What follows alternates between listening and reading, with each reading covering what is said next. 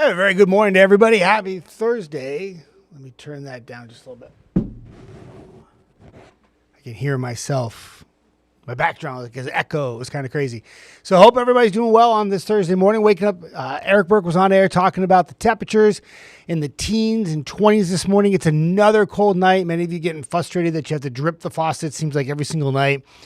But there's going to be more nights to do it because we're not done yet. We don't break this pattern until the middle of next week. And in fact, what's going to happen is we're going to get even colder before that happens. There's a shot of colder air that we talked about yesterday, issued a 48 first alert weather day for Saturday for dangerous cold. It's even colder this weekend than it was on Monday when we were saying it was the coldest temperatures for the winter thus far. And then Mother Nature was like, Saturday's going to be colder.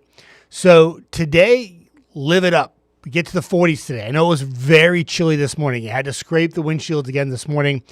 A little layer of a little frost right on the windshield for me. The truck took me about a good 5 minutes to get off. It was much worse this morning than it was yesterday. But we'll still be able to get to the 40s today. It's not going to be like this picture perfect sunny day, but there'll be times when there's sunshine, which will be nice. And then on Friday, the transition begins to the Arctic blast coming in. During the day itself is not really brutally cold. The temperatures will be near 40. But a few flurries, even a sprinkle possible Friday, and then a few flurries Friday night into Saturday morning. That will mark the transition to dangerously cold temperatures on Saturday, and why we've issued the 48 first alert weather day with our shivering thermometer on that graphic, because it's going to be really cold. Decatur outside right now, 34 degrees, pretty much overcast. We got to fight for our sunshine today. I think we'll get some this afternoon, but it just take a little bit of time before we get into some sunshine. Temperatures, though, have rebounded nicely so far this morning. We had a lot of 18s and 19s and 22s and 24s. Now we're 30s everywhere.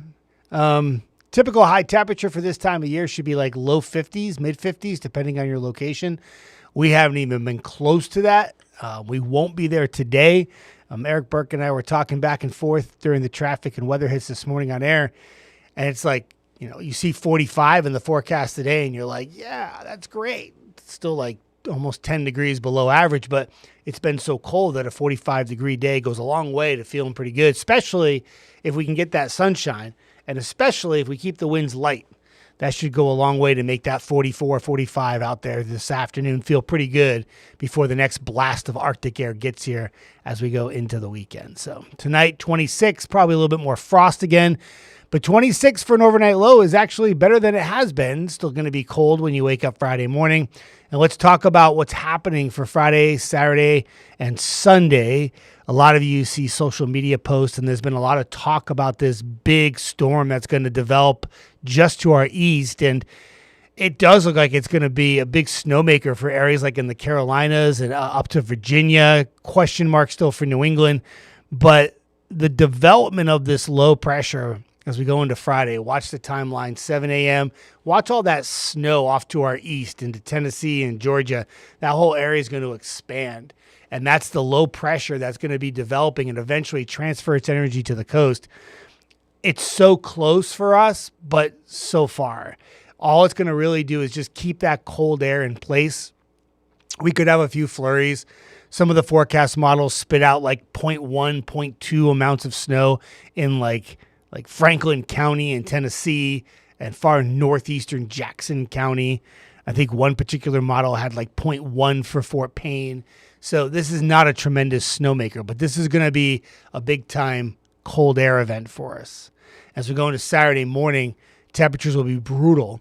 The winds, don't forget about the winds on Saturday because we'll probably have a wind advisory mixed in with all the cold temperatures. I'm not sure how the National Weather Service is going to do it. But the winds could gust up to 35, 40 miles an hour, and that's certainly a wind advisory criteria for us because it looks like it's going to be windy most of the day. You take a temperature that's sitting like at 25 in the afternoon, it's going to make it feel like single digits most of the day. And you won't have to drive far to see snow. If you want to go to like Atlanta, this particular model that I have showed you is snow just to our east. And that's where it looks like it will be most of the day Saturday. And then eventually that big system will deepen and strengthen and move up the coast, making national news for areas in the mid-Atlantic. For us, all it does is just lock in the cold temperatures. Even if we were to swing a little sunshine on Saturday, forget about it. It's not warming anything up. I think Saturday is going to be one of those cloudy, cold January days with a gusty wind that if you're going to be going out, like doing some shopping, maybe running doing some groceries, getting some groceries, doing some grocery shopping is what I'm trying to say. You walk out of that building, and as soon as you open that door, that wind's going to hit you in the face, and it's going to be like, oh. And I'm sure if I do some grocery shopping on Saturday, I'll still see some people out there in shorts. No problem. I get it. But in all seriousness, when you have temperatures like this on Saturday, frostbite can happen very quickly. You want to make sure you protect the people, any elderly that live in your neighborhood. Just check on them, make sure they're okay. Pets should all come inside, please. People, pets, and pipes. Yeah, pipes. Yep, I just moved and my pipe froze. My first week living in the house. Didn't crack or anything, but I did get it to work. With some advice from a plumber, by the way. But yeah, I mean, the drip will continue. Like, we're going to keep on dripping faucets. We're going to keep on shivering, and we're going to keep on trying to stay warm for the next 4 or 5 days. So the Arctic blast comes in technically Friday night, but the coldest wind chill values of 5 below to 10 will be on Saturday. This by far is colder than what was here earlier in the week. And I made this little graphic. It's a wind chill forecast graphic. The time frame on it is Friday night through Saturday morning. So the top number there is the actual air temperature at 9 p.m. And then it goes all the way through the overnight until 8 a.m. Saturday morning. And the air temperature, as you see, drops to the teens. And there's your single digits. And this is based on Huntsville. But shows the wind chill value at 7 and 8 a.m. around 3 degrees, which makes sense. And it's not going to get much warmer during the day. In fact, we have a high of 25 on Saturday. That very well could be during the overnight, because once we drop back to 18 in the morning, and with all the cloud cover in the forecast, I don't think those temperatures are really going to go up all that much. It could be a high temperature that goes in the books that happens while we're sleeping Friday night into Saturday. Unless you're having a really good Friday night and you're still up at 1 o'clock in the morning, good for you. I'm too old to do that now, but hey, that would be the only people that might be up for the high temperature on Saturday. So that's why we issued a 48 first alert weather day. If you are going to the Havoc game on Friday night, and when you go to leave the game and the cold air is not quite here, or it's kind of getting here, and you think, wow, it's really not that bad, I'm just going to put a light jacket on, you might want to dress a little bit warmer, because when you leave the game after a Havoc win, it's going to be a lot colder. And then Saturday, there's also a Havoc game. We don't have it on the graphic because we have a 48 first alert weather day. But if you're going to the Havoc game on Saturday, it will be brutally cold during the evening hours. Like, park in the parking garage and run to the Probst Arena and watch the Havoc win a second game in a row. Sunday wakes up, and if you're going to church services, just bone-chilling cold. You know, I don't make the call about, like, church services, you know, being remote or whatever, but that might not be a bad idea, to be honest with you. Just really cold. I mean, like frigid. The good news is, though, by Sunday morning, the wind should have backed off just a little bit, which would be nice. But 34 on Sunday, still pretty cold. Probably the brighter of the 2 days for the weekend. And then Groundhog Day, or around here, it's Possum Day. But Groundhog Day, one of my favorite days of the year. I don't get offended that groundhogs make predictions that people actually believe. I think it's really fun. It makes everybody talk about weather. I think that's awesome. And I have no idea what the prediction will be for us here, but boy, it'd be nice if we could have spring, an early spring, right? I don't know. I'm pretty done with the cold, but 42 for Groundhog Day on Monday. And then temperatures do come up. In fact, Tuesday and Wednesday, eventually some rainfall, but back into the 40s. Now, keep in mind, we're supposed to be hitting 50s this time of year. And that finally looks like it will take place at the tail end of that 10-day forecast.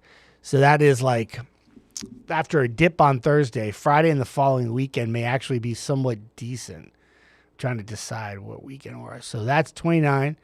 That next Thursday is the 5th. So we're looking at the weekend of the 6th, 7th, and 8th, that Friday, Saturday, and Sunday, where we may turn the corner and actually start to get back to where we should be for this time of year. You know, it wouldn't hurt when we get to February. If we want to pop like a 60-degree day, that would be great, because that happens in February quite often here. And that would be something that I would personally like. But with all this cold air, you know, this past weekend, I know that there was some adversity and there was some slick roads, especially Saturday morning. I was here covering it. We had some power outages, and there was some icing that took place. Sunday night, everything freezing back up, and there was like tons of like reports of slick roads. But all in all, with that winter storm this past weekend, I know people might get mad when I say this, we actually really caught a break. I know there was some adversity, but there was some areas just to our north and west. So I was talking to a young lady on the social media this morning. Still doesn't have power. She lives in Northeast Mississippi, and she was watching our stream this morning because she likes our forecast here at WAFF. And even though we don't technically cover Northeast Mississippi, we kind of default cover them by just talking about Northwest Alabama so much, because we really fine-tune and focus our forecast on Western Lauderdale County, Colbert County, Franklin County. And she reached out to let me know that she really, truly follows our forecast for winter events and also for severe weather too, which is awesome. A lot of that probably has to do with Brad too. But I think one thing she said to me was the part that really started to settle in is she hasn't had power for like 5 days since Sunday. And it started to take its toll. Like she's like, we need to get power and we need to warm up. And I reached out to her, and it's a tough situation. Some areas in Mississippi, I mean, they were throttled by accumulations of ice. It was really bad. So even though we had some winter weather, areas to our north and west, just to our north and west, a much different experience than what we had. Precipitation Friday, Saturday features a little flurry activity, but with all this cold air that we've had in place, we really haven't had much wintry precipitation this winter so far. Again, the roads got a bit dicey and icy Saturday morning, and then again Sunday night. For sure there was an impact, but compared to what could have happened if some of the forecast models from the beginning of the week came to fruition and we were in that target area that had all that ice and snow, we would be still talking about that storm much more than we're talking about it right now, because it would still be having a daily impact on the area. So, all right, we got 10:43. We got TVL. I think I have a hit today in TVL. Eric Burke is still here. He's taking off. Me and him working on traffic graphics all morning. Yes, that's exactly what we want to do, is work on traffic graphics. They did a reload last night, and we have to draw all the traffic zones back in again, which is the most tedious thing in the world. And then what else? I got noon show today. Gina Benitez and myself will be on air. I'll have more weather updates. She'll have all the updated news stories from this morning, and we got your back covered. And then Chief Meteorologist Brad Travis is back in tonight as well, and he'll have the very latest on the cold temperatures and the flurry opportunities for Friday and Saturday. He'll probably break it down for you, starting as Fastcast at 3 o'clock, and then, of course, the news at 4. So we got you covered. Don't forget to download the WAFF 48 app, news and weather and sports. We have an app for all three. And, the weather one comes in handy if you want to track those little flurries on Friday and Saturday. That radar, I know there's a white bar at the bottom now, and some of you don't like the white bar, but that radar is really good and something that most paid websites don't even have. You get it for free. All you got to do is just download it and follow it, and it works out pretty well. All right, everybody have a fantastic day. Stay warm. Break comes middle of next week after one more really, really cold blast of air comes in Friday night through the weekend, okay? Have a good one.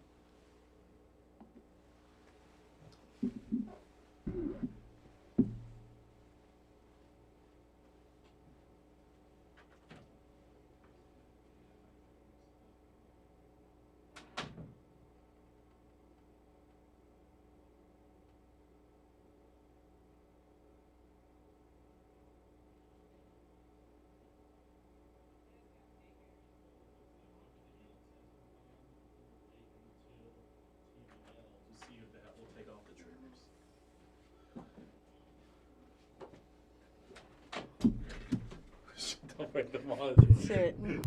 I almost broke the monitor yesterday because I was trying to